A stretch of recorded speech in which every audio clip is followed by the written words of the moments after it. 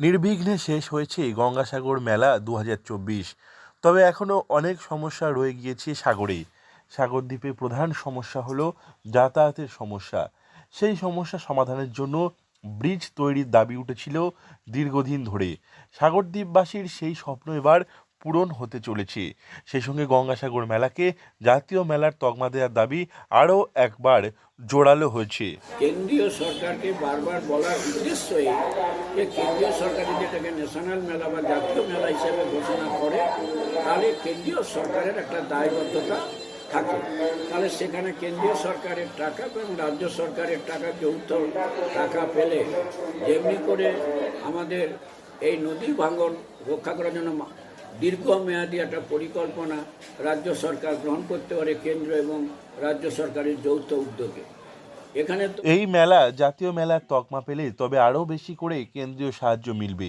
সেই সাহায্য আসলে কপিলমুনি আশ্রমের সামনে ভাঙন রোখা যাবে বলে মনে করছেন সুন্দরবন উন্নয়ন মন্ত্রী বঙ্কিমচন্দ্র হাজরা। সূত্রের খবর, ব্রিজ হলে গঙ্গাসাগরের ৩৭ কিলোমিটার রাস্তা বদলে যাবে জাতীয় সড়কে, যা গঙ্গাসাগরের কপিলমুনি আশ্রম থেকে মূল ভূখণ্ডের কাকদ্বীপের কাশীনগর এসে ১২ নম্বর জাতীয় সড়কে মিশবে। তো আমাদের অমিত শাহজি এসেছিলেন ২০২১ সালের বিধানসভা নির্বাচনের আগে। এখানে এসে তো কপিলমুনি মন্দিরে পুজো দিয়ে তিনি বলেছিলেন যে এখানে নদী যেভাবে ভাঙন হচ্ছে, সেটার ব্যাপারে আমরা নিশ্চয়ই চিন্তা ভাবনা করছি এবং মুড়িগঙ্গা নদীতে যে ব্রিজের দরকার আছে সেটা আমরা উপলব্ধি করেছি। মমতাজি বারবার ধরে বলেছেন, আমরা উপলব্ধি করেছি, আমরা বিষয়টা খতিয়ে দেখছি। জানা গিয়েছে, নাবার্ডের সহযোগিতায় রুরাল ইনফ্রাস্ট্রাকচার ডেভেলপমেন্ট ফান্ডের টাকায় সেতু করতে চলেছে রাজ্য সরকার।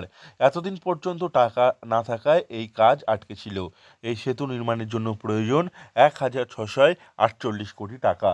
ইতিমধ্যে এই প্রকল্প নিয়ে নাবার্ডের সঙ্গে পূর্ত দপ্তরের আলোচনা হয়েছে।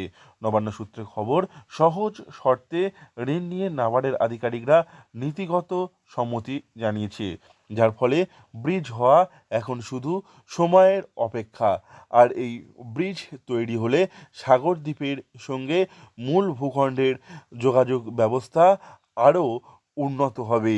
গঙ্গাসাগর থেকে নবাব মল্লিকের রিপোর্ট, লোকাল 18 বাংলা।